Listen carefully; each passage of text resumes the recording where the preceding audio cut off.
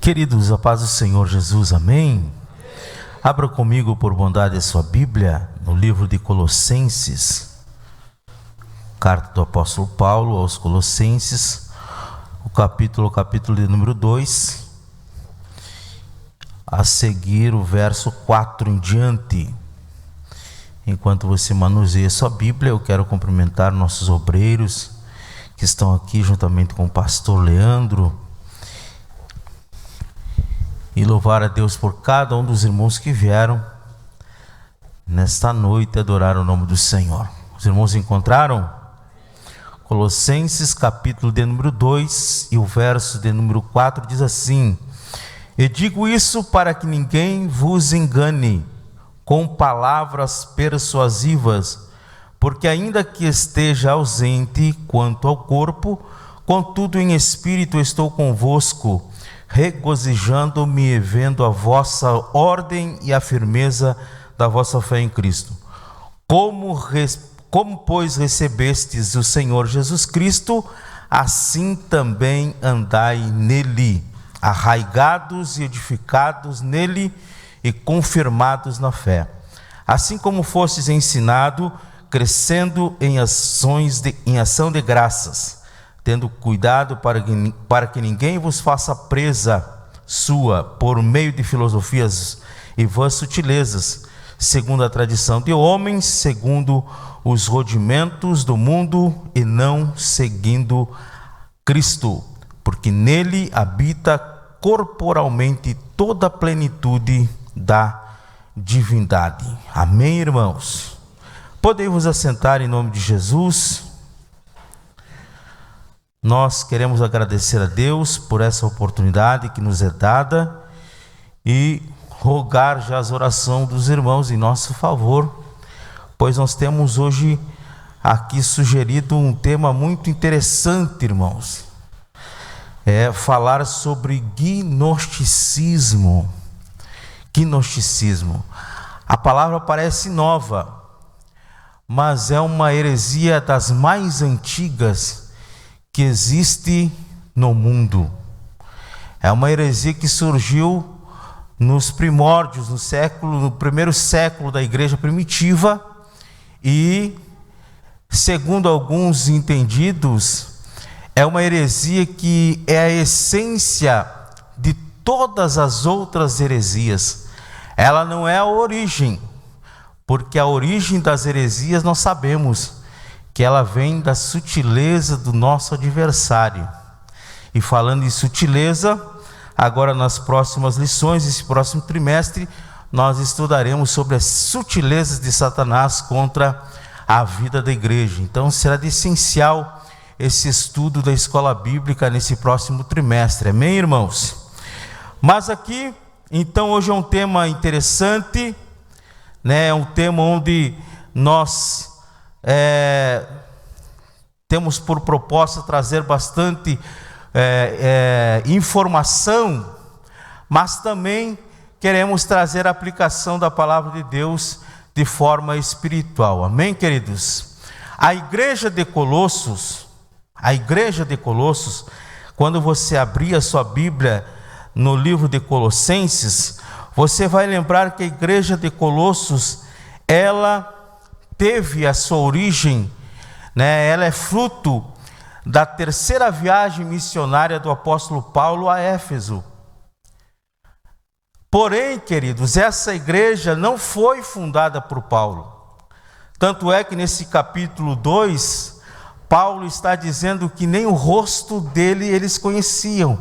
A igreja não conhecia Paulo, mas estava ali um homem chamado Epáfras, que, segundo Paulo, ele era o seu companheiro em suas prisões, e também um homem chamado por Deus, e um homem cheio do Espírito Santo, chamado Epáfras.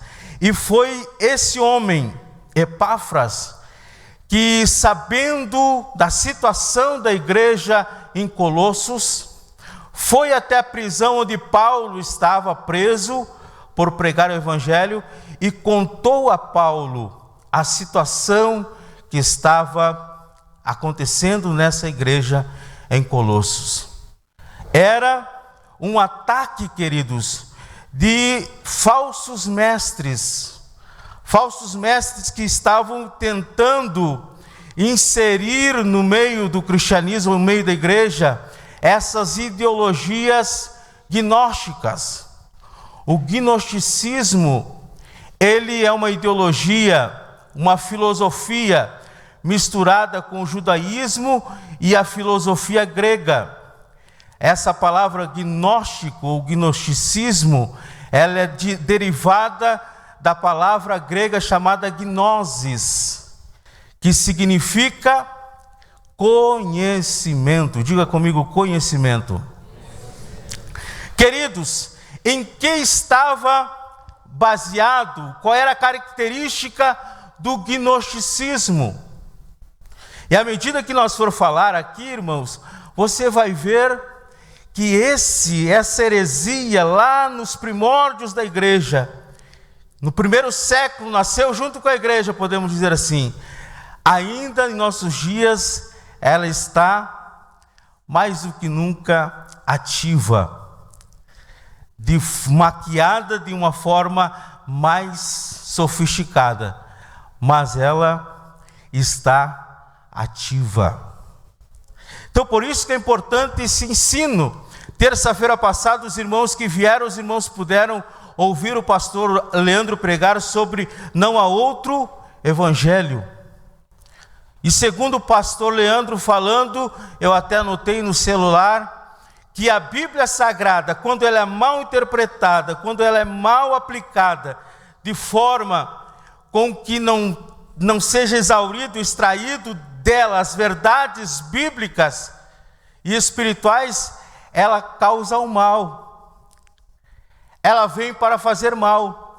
E muitos homens, irmãos, naquele tempo, eles liam a Bíblia, conheciam a Bíblia, só que eles distorciam a Bíblia. E não é só naquele tempo, é nos dias de hoje também. Distorce a palavra, distorce a verdade de Deus, para aplicar segundo os seus rudimentos, segundo as suas ideologias, segundo a sua vontade. Mas voltando aos gnósticos, os gnósticos então era uma ideologia que estava caracterizada, vamos dizer, em 3 pilares. Primeiro, o conhecimento esotérico acerca de Deus, ou acerca da salvação. O que era esse conhecimento esotérico? Até mesmo eles consideravam secreto. Eles acreditavam que uma parte de pessoas iluminadas, não eram todos, mas eram pessoas iluminadas, que tinham a revelação do que era de fato o Evangelho, de que era a salvação, e essas pessoas alcançavam a salvação. Então não era todas, então era algo secreto, era algo que era só para alguns iluminados. Esse esoterismo, irmãos, naqueles dias, fazia com que pessoas, algumas ficassem excluídas da salvação, e outras, por serem iluminadas ou terem uma revelação, alcançassem algo que as demais não alcançassem. Depois nós vamos aplicar isso nos nossos dias. Também segunda característica do gnosticismo o gnosticismo era eles tinham sincretismo religioso.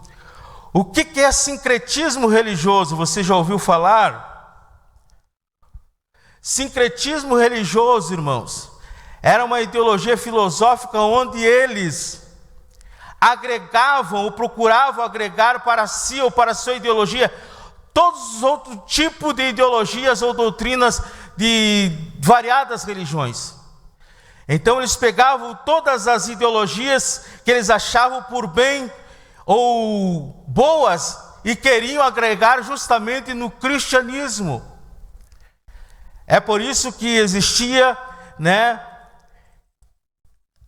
um evangelho, ou seja, um cristianismo em dias em que Era o misturado o cristianismo com o misticismo, com tantas outras coisas, né, com sofismos e tantas outras ideologias que não eram bíblicas, mas eram ideologias e filosofias gregas e de outros povos pagãos. Sincretismo religioso era uma das vertentes do gnosticismo. E por fim, o dualismo. O dualismo eu vou exemplificar, irmãos, aos irmãos, porque é bem complicado. É muita informação e acaba que é bem simples, mas muito complicado de se compreender. O dualismo, eles acreditavam na matéria e no espírito. A matéria era o lado mau, o espírito era bom. A matéria era coisa ruim e o espírito era coisa boa. O dualismo, ele tinha uma vertente interessante, queridos, que eles acreditavam que Deus, por ser pleno em sua excelência e divindade, ele não poderia de forma alguma ter criado o mal. Então a interrogação dos gnósticos era a seguinte: como Deus é bom e existe o mal? Como pode ser Deus bom e criador de tudo se existe o mal? Então, para eles responder essa pergunta que eles não acreditavam que existia o Deus criador, tanto é que uma das vertentes do gnosticismo eles não acreditavam no Antigo Testamento. O Antigo Testamento não era para eles, não era verdade. Tudo do Antigo Testamento não valia. Então os gnósticos criaram um conceito de criação, de criador. E é complicado, mas eu vou tentar só falar aqui um pouquinho para os irmãos verem que como o mundo, irmãos, como os homens, como o homem, na sua incredulidade, na sua dureza de coração, ele consegue crer mais em coisas fantasiosas, em coisas de difícil compreender, e não acredita no Evangelho do Senhor Jesus Cristo, que é simples. Deus, no princípio, a terra era sem forma e vazia, e o Espírito de Deus pairava sobre a face das águas. E disse Deus: haja luz, e houve luz. Simples. Mas eles gostavam através da filosofia grega, e agregavam filosofia grega, romana, filosofia lá do Egito, lá dos iranianos. E o que eles tinham? Qual é o conceito de criação? Deus em sua totalidade era pleno e nele existia tudo, tanto o bem quanto o mal, na sua excelência, na sua plenitude. Porém, Deus não poderia tocar a matéria. Se Deus tocasse a matéria se destruiria. Então o que Deus fez? Deus criou 30 emanações. Essas emanações, elas foram se dissolvendo aos poucos, e cada emanação foi se dissolvendo, e elas foram diminuindo a sua graduação, vamos dizer assim, para tornar mais simples. E à medida que elas foram se distanciando do Deus pleno, elas começaram agora a tomar forma, até chegar ao ponto de que uma emanação dessas se tornou ao nível da matéria, e ela pôde então agora unir-se à matéria e criar as coisas. Outra vertente do gnosticismo diz que Deus era pleno e tinha vários deuses, e um certo Deus chamado Demiurgo disse assim: a partir de hoje eu não quero mais estar com vocês, a partir de hoje eu vou me separar do Deus pleno. Então ele se separou, e esse Demiurgo era o Deus mau. Esse Deus mau criou todas as coisas. é o Criador de todas as coisas. Então a matéria é ruim, por isso que existe o mal. Interessante. E uma das coisas que os gnósticos acreditavam, e alguns ainda acreditam, é que a matéria era má. Diga comigo, a matéria era má. Então, o corpo como matéria nada mais é do que a prisão da alma. É uma prisão da alma. O corpo não presta. O corpo é ruim. Então, mas o espírito é bom.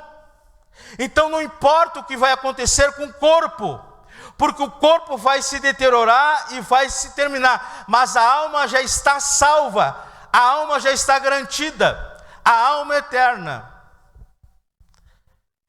Que confusão, né? Mas pasmem os senhores, tem pessoas que ainda acreditam no evangelho maquiado e gnosticista. Parece difícil de compreender, mas os gnósticos na era cristã quase sucumbiram ao cristianismo. Alguns historiadores dizem que eles eram um número pequeno, mas a sua ideologia era tão forte que quase sucumbiu o cristianismo. Mas sabe por que não sucumbiu o cristianismo? Não foi por causa de Paulo, não foi por causa de João, não foi por causa de Policarpo, foi porque Jesus disse: eis que edificarei a minha igreja, sobre esta pedra edificarei a minha igreja, e as portas do inferno não prevalecerão contra ela. Amém, irmãos?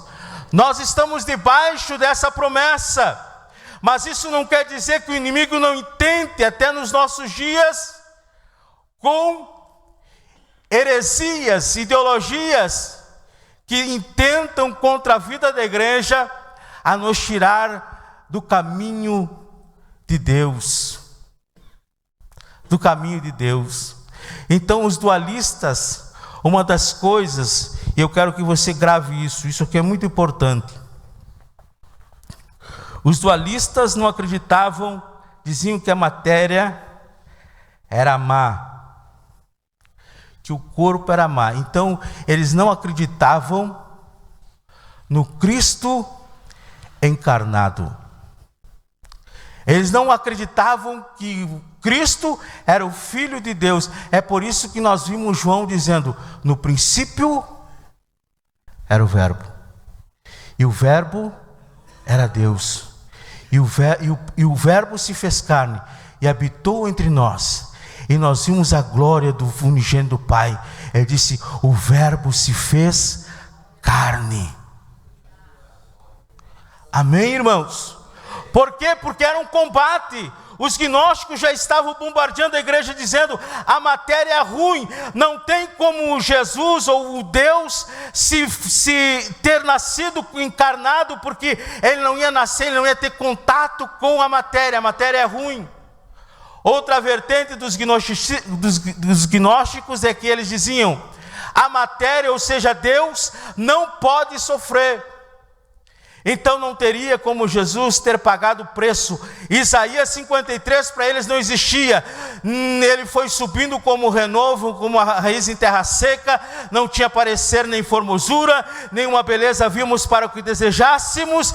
Foi ferido e humilhado pelas nossas transgressões e moído pelas nossas iniquidades. Jesus, se fosse segundo os conceitos gnósticos, Jesus não poderia ter sofrido o que sofreu. Sabe qual era a ideia distorcida deles? É que Jesus era um homem comum. E lá no dia do batismo de João, quando o Espírito Santo disse: esse é meu filho amado, desceu um tal de Eon, algo chamado Eon. E ali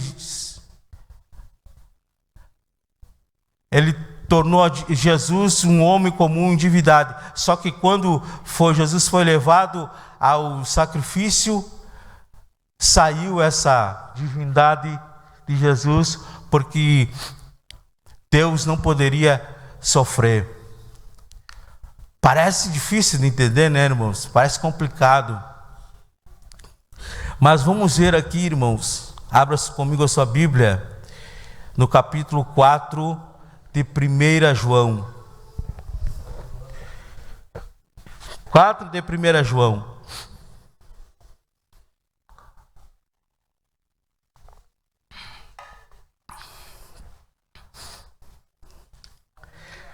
Versículo 1. O que diz aí, irmãos? Amados, não creiais em todo espírito, mas provai se os espíritos são de Deus, porque já muitos falsos profetas se têm levantado no mundo.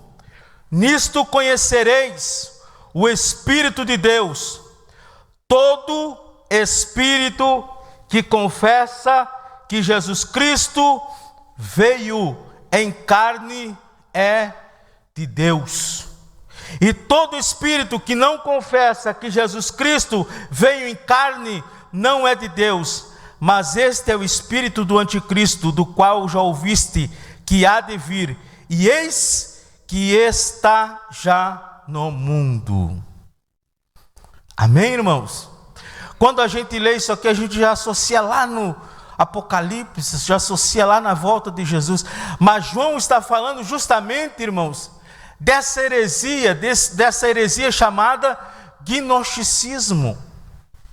Gnosticismo.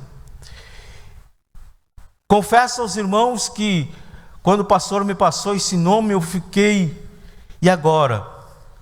Escutei muita coisa, li muitas coisas, irmãos, e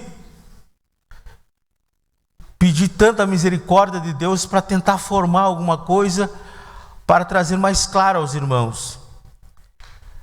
Mas se os irmãos ficar com alguma dúvida, os irmãos orem a Deus e procurem saber, e os irmãos vão contemplar e ver que esses princípios aqui dessa heresia, a essência dessa heresia gnóstica ainda permeia nos nossos dias, de forma diferente, mas de forma muito devastadora.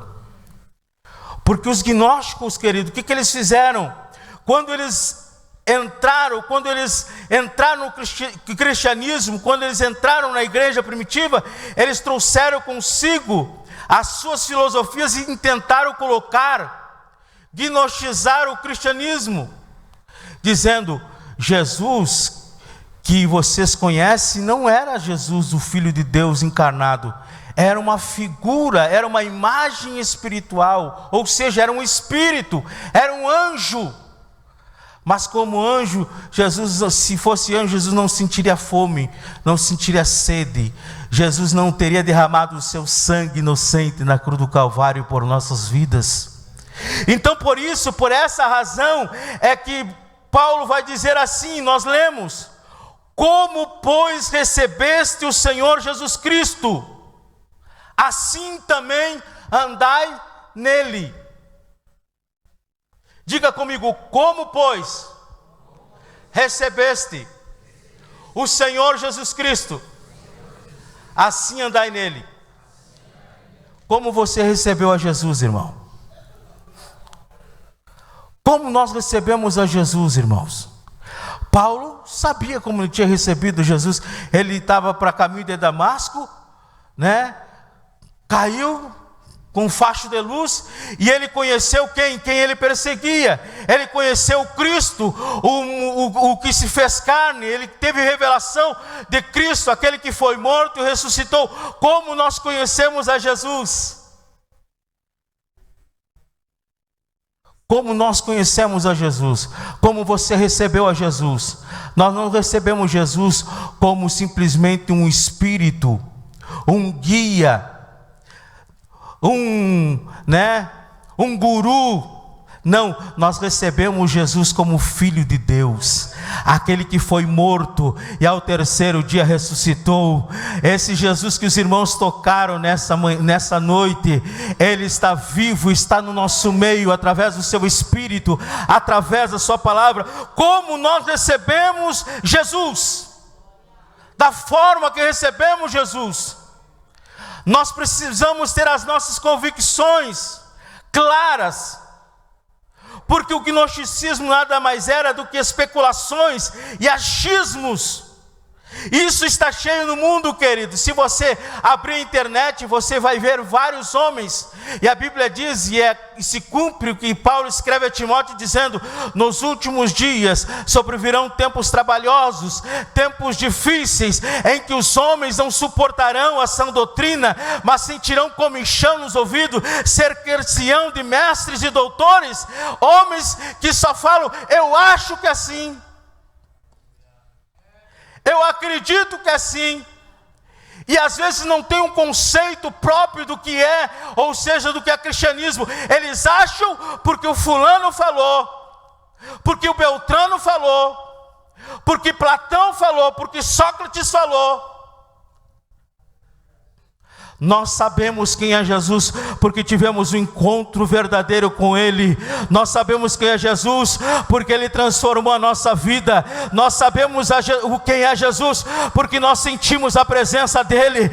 Aleluia. Nós somos sim pecadores, mas Jesus, Ele disse: olha, vocês têm um tesouro em vaso de barro, para que a excelência do poder seja de Deus e não de nós. Ou seja, Jesus disse em sua palavra: aquele que me ama e guarda as minhas palavras, esse é o que me ama. E aquele que me ama, eu rogarei ao Pai, e viremos e faremos nele morada. Nós somos morada, templo do Espírito Santo. Creia ou não creia, quem não crê que Jesus não pode se misturar na matéria, mas eu sinto Deus na minha vida. Vocês têm que sentir a presença de Deus na sua vida, porque Jesus é vivo, Ele é verdadeiro, queridos. Só que segundo a ideia gnóstica daqueles dias, Jesus não podia nem. Imagina, Jesus disse assim: eu vou ao Pai e vos enviarei outro Consolador. Na ideia gnóstica não pode existir nem Espírito Santo. Paz, meus senhores. E eu já vou correr aqui, irmãos, porque é interessante nós falarmos isso, né? Esse sincretismo religioso, nós vimos muito em nossos dias, é oriundo do gnosticismo, que naqueles dias foi refutado pelos nossos pastores, pais da igreja primitiva. E nesses dias nós vimos esse sincretismo religioso. Hoje nós entramos, ouvimos no YouTube igrejas que não parecem igrejas. Esses dias eu estava ali e mostrei para o evangelista irmão Nemuel, disse assim: isso aqui parece o centro de Umbanda. Sincretismo religioso. Falam em Deus, falam no Espírito Santo, falam de unção, falam de cura, só que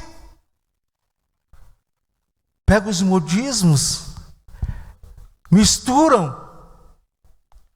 Se nós não cuidar, daqui a pouquinho nós estamos misturando o judaísmo também. Não há necessidade. Existe um pastor Augusto Nicodemos, que ele fala de forma mais clara. Ele diz: não há necessidade de nós judaizarmos o cristianismo. Por quê? Porque aquilo que aconteceu no passado, o tabernáculo, o candelabro, a arca, tudo aquilo era sombra e figura das coisas futuras.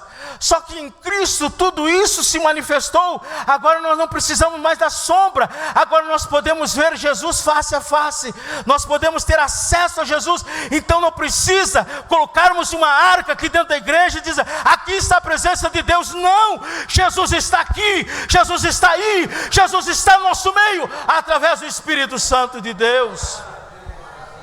Temos que cuidar do sincretismo religioso, porque daqui a pouquinho nós estamos conformados.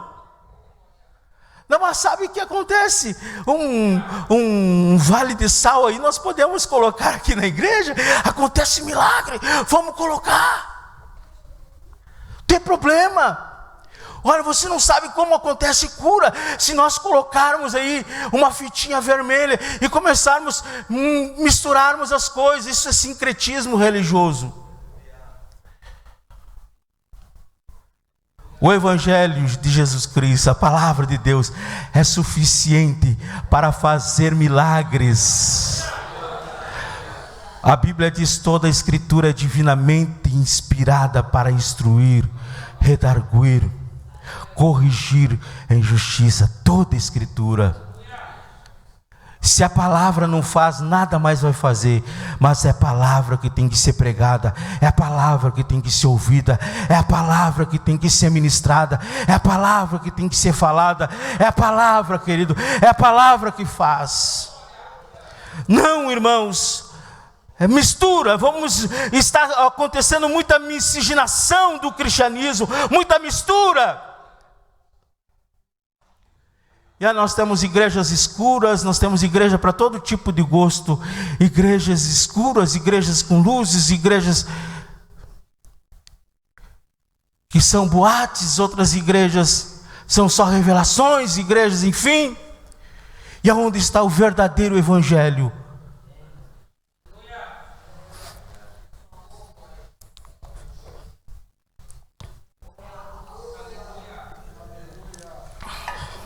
O pastor Leandro tem uma expressão que ele diz assim: se o pastor Leonardo chegasse aqui, o que ele diria? O que o pastor Davi Leonardo Peterson, né, o senhor fala sempre, o que ele diria de nós?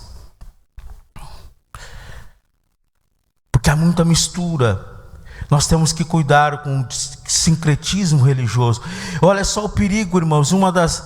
Tem tantas coisas que são oriundas do gnosticismo, como essa revelação secreta, né? Tudo que você vê, eu vi um pastor falando sobre isso. Todas as heresias, elas têm esse cunho. Não, eu tive uma revelação. Essa é a última revelação, né? Essa é a última revelação. E hoje nós temos uma revelação que eles colocam assim, ó, quem lê entende. É só quem lê entende, não é todos que, apesar de você ler, você não vai entender. Você precisa ser iluminado para entender o que eles querem falar. E tem um cunho teológico nos nossos dias muito perigoso, chamado a hipergraça, o evangelho da hipergraça. Eu até copiei, colei, mas passei por uma prova difícil agora. Guardei meus livros, guardei o computador, e eu acho que ao tirar ali uma caixa para fora, caiu meu pendrive, eu não sei onde foi. Mas eu disse para minha esposa: ora por mim que eu vou pregar igual. Eu vou falar, estou na dependência de Deus. Estamos falando a palavra de Deus. E essa teologia da hipergraça, ela diz o seguinte, queridos. Ela diz o seguinte, que Jesus é suficiente para salvar, verdade. Só que o problema não é dizer que Jesus é suficiente para salvar. Eles dizem que a graça, essa hipergraça, ela nos liberta de um comprometimento com o reino de Deus. Ou seja, a graça de Deus, ela foi liberada para a salvação do homem, que você não precisa orar, você não precisa jejuar, você não precisa vir na igreja, você não precisa pagar o preço, porque Jesus já pagou. É uma hipergraça. A alma já está salva, a alma já está garantida. É a teologia da hipergraça. Eu abri hoje e pesquisei ali e achei. Eu disse para minha esposa: eu vou estudar mais sobre isso aqui. Ele disse assim: se você não precisa jejuar, você não precisa ir na igreja, você não precisa. A hipergraça. Olha, vê se não é uma ideia gnóstica essa hipergraça. Fala de Jesus, fala do Espírito Santo, canta os mesmos hinos que a gente canta, né? Cantam os mesmos hinos, tem um púlpito igual ao nosso, tem a Bíblia igual a nossa, só que eles dizem que é uma hipergraça, né? E alguns dizem assim, não, você não precisa ir todos os dias na igreja, você não precisa ser consagrado, você não precisa fazer nada, porque você já é salvo. Só que eles têm um lado gnóstico. Qual é o lado gnóstico dessa crença da hipergraça? É que eles não acreditam eles não acreditam no diabo. O diabo não existe, o diabo é a tua carne. A tua carne é o diabo. Pecado não existe. Pecado, né, são as coisas da natureza. Então tem um lado gnóstico, lado pagão. Sabe o que um aluno, um estudante está estudando no primeiro ano do ensino médio? Estão estudando sobre filosofia. E o conceito de filosofia pagã, uma aluna me mostrou ontem, um conceito de filosofia pagã é justamente isso. Os pagãos não acreditam em inferno, não acreditam em céu, não acreditam em mal, não acreditam em diabo. Sabe o que os teólogos gnósticos dizem? E até um dia eu achei bonitinho até. E aí o pastor falando com o pastor me explicou. Ele disse que não existe mal. Não existe mal, existe a ausência do bem. Assim como na física, pastor João, não existe escuridão, não existe noite. O que existe é a ausência de luz. Então eles misturam, é uma mistura. Não existe mal, existe a ausência do bem. Não existe o diabo, existe a ausência de Deus. O diabo não existe. Então, irmãos, vigiemos e oramos, porque o inimigo, vosso adversário, anda como um leão bramido, buscando a quem possa tragar. Mas glória a Deus que ao nosso lado está o Rei dos Reis e Senhor dos Senhores. O nosso Jesus guarda a nossa vida. Amém.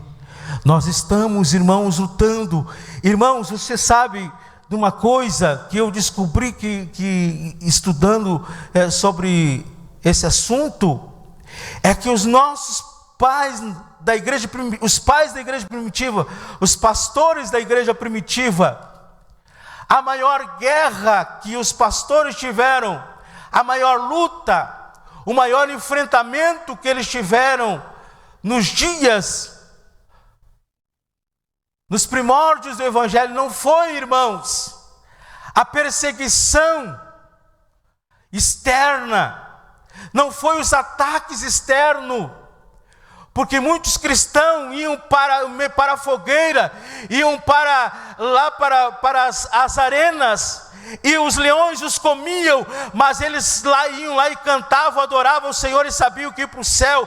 Não era essa a maior batalha deles. Qual era a maior batalha deles? Era lutar contra essas heresias, essas ideologias, essas filosofias que faziam com que o povo de Deus perecesse. Porque querendo ou não querendo, irmãos, essas vãs filosofias, essas doutrinas diabólicas, heréticas, elas têm um único propósito: de fazer o povo de Deus errar o alvo. E é por isso que muitos hoje pregam o evangelho da facilidade.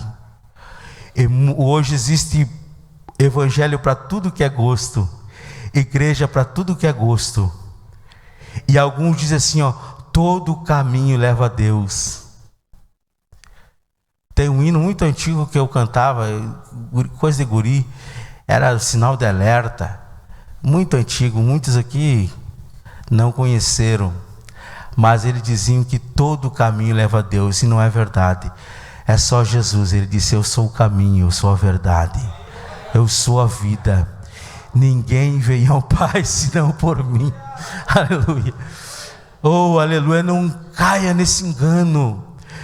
Jesus disse: nem todo, nós estudamos domingo passado na escola bíblica, nem todo o que diz Senhor, Senhor entrará no reino de Deus. O cristianismo tem uma identidade. E que identidade é essa? É Jesus Cristo, o nosso mediador, aquele que é o Senhor dessa igreja, a pedra viva que os edificadores rejeitaram, mas se tornou a pedra principal, a pedra angular. É Jesus Cristo que vai nos levar para o céu, queridos. Amém, irmãos? Oh, glória a Deus. Espero que podemos dizer assim, que essa introdução do gnosticismo aqui, porque eu sei que você vai procurar mais, mas só não caia nessa onda, viu? Se você for curioso e olhar ali, tem pessoas que defendem o gnosticismo, e eles têm como base os livros apócrifos, né, que não tem nenhuma inspiração, né? Mas eles defendem o gnosticismo. Então nós precisamos, como disse Paulo aqui, como pois recebestes o Senhor Jesus Cristo, assim também andai nele, arraigados, edificados nele, confirmados na fé, assim como fostes ensinado, crescendo em ação de graça, tendo cuidado para que ninguém vos faça presa sua, por meio de filosofias e vãs sutilezas. Sabe que o pastor Leandro falou terça-feira passada, né, que hoje se ouve muito: o que você aprendeu no passado, você aprendeu errado. Os pastores não tinham nem segundo ano, não tinham nem o quinta série. Hoje nós temos aqui, olha, revelação, doutor fulano de tal, Beltrano, Ciclano. O diferencial dos homens que nos ensinaram, irmãos, é que eles tinham uma vida no altar de Deus. Não tinham internet, não tinham livros teológicos ou da teologia sistemáticas ou alguma coisa, mas eles entravam no quarto da revelação, oravam, gemiam a Deus e diziam: Senhor, me revela por tua graça e misericórdia. E é isso que nós precisamos nesses dias, irmãos, rogar a Deus, porque o Espírito Santo de Deus continua mesmo operando no meio da igreja, a igreja do Senhor, e vamos tomar posse dessa promessa: as portas do inferno não prevalecerão contra a minha igreja. O inimigo tenta de todas as formas desvirtuar a nossa fé, mas nós estamos edificados na rocha que é Cristo Jesus, aquele que nos tirou das trevas para a sua maravilhosa luz. Deus abençoe a sua vida, irmãos, em nome de Jesus. Amém, irmãos.